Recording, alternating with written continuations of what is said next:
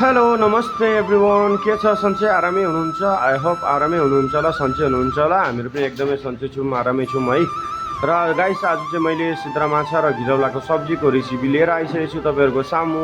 र भिडियो चाहिँ स्किप नगरिकन हेर्नु होला गाइस, एकदमै राम्रो छ हैन। यो चाहिँ तपाईँले घरमा बनाएर खान सक्नुहुन्छ, एकदमै मिठो हुन्छ। र यो तरिकाले बनाउन सक्नुभयो भने चाहिँ झन् दामी हुन्छ हैन।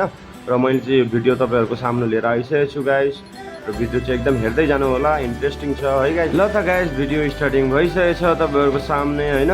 र ल त यसरी गर्नुपर्ने हुन्छ गाइस, एकदमै हैन। घिरौलालाई यस्तो तरिकाले काटेको छु मैले चाहिँ हैन। एकदमै मिठो हुन्छ र मजाको हुन्छ हैन। एडिटिङ गर्ने टाइम हुँदैन र विशेष यसै मैले बनाइसकेको छु भिडियोहरू है। र हेर्दै जानु होला, राम्रो छ एकदमै। टमाटर हामीले सबै टक्क काटिसकेको छौँ यहाँ है। सो गाइस, यहाँ चाहिँ हामीले हैन सबै कुरो रेडी गरिसकेको छौँ र एकदमै राम्ररी मैले चट्ट बनाएको छु है। र एकदमै घरमा ट्राई गर्नु सक्नुहुन्छ तपाईँहरू सबैजनाले है। यसमा चाहिँ विशेष अब तपाईँको टमाटर, प्याज, लसुन, अदरकहरू हालेर चाहिँ मैले हैन यो तपाईँको के भन्छ घिरौलालाई चाहिँ एकदमै हालिसकेको छु हैन। र सिद्रा माछा पनि यहाँ हाम्रो रेडी छ भिजेर हैन। यसलाई चाहिँ फ्राई गरिसकेको छु अलरेडी मैले है। र यहाँ हेर्नु सक्नुहुन्छ तपाईँहरूले टोटली गाइस, मेरो इन्ग्रिडियन्ट्स चाहिँ अगाडि नै मैले सबै कुरो रेडी गरेको छु हैन। र यसमा अदरक, लसुनहरू, प्याजहरू सबै कुरो मैले खोर्सानी, प्याज, अदरक, लसुनहरू काटिसकेको छु। र गाइस, एकदमै मिठो हुन्छ, हेर्नुहोस् एकदमै हैन। घरमा ट्राई गर्न सक्नुहुन्छ। यो प्रकारले मैले काटेको छु हैन। यसमा चाहिँ खोर्सानी, टमाटर, प्याजहरू सबै ओके भइसकेको छ।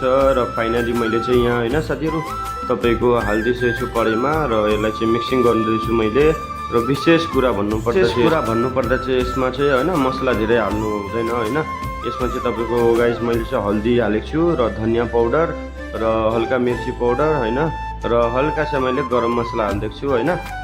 त्यो टेस्टको लागि धेरै मसला हाल्नुपर्ने जरुरत हुँदैन यसमा। किचन किङ छ भने घरमा हाल्नु सक्नुहुन्छ, नत्र नभए केही हुँदैन, धेरै मसला पनि राम्रो हुँदैन। र यो सिद्रा फ्राई गरेको चाहिँ मैले माथिबाट चाहिँ अब हैन हालिदिएको छु। र हालेपछि चाहिँ एकदमै यसलाई हल्का ओइल मिक्सिङ गर्नुपर्ने हुन्छ एकदमै। सो गाइस, हाम्रो चाहिँ यहाँ एकदमै हैन सबै कुरो मैले रेडी गरिसकेको छु, मसलाहरू सबै हालिदिइसकेको छु है।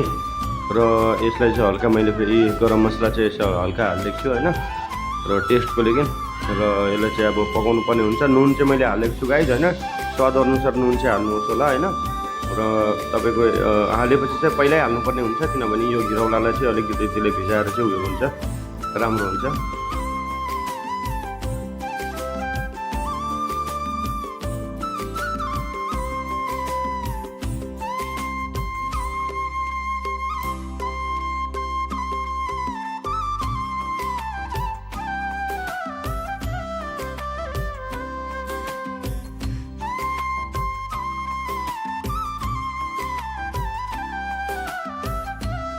सो साथीहरू सबै एकदमै रेडी भइसकेको छ हाम्रो चाहिँ हैन।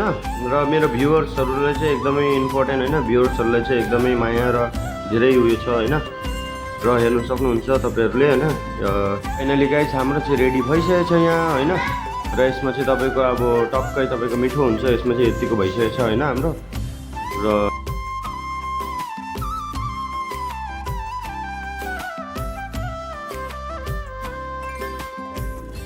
सो गाइस, यसलाई चाहिँ एकपल्ट मजाले छोपेर पकाउनु पर्ने हुन्छ। र फाइनली हाम्रो चाहिँ हैन पाकेर यहाँ रेडी भइसकेको छ गाइस। र फाइनली मैले सकिदिइसकेको छु हैन सब्जीहरू बनाएर। सो लेट्स गो गाइस, हेर्दै जानु होला भिडियो। र एकदमै अब चाहिँ हाम्रो टेस्ट गर्छौँ, ट्राई गर्छौँ कस्तो भएछ हैन।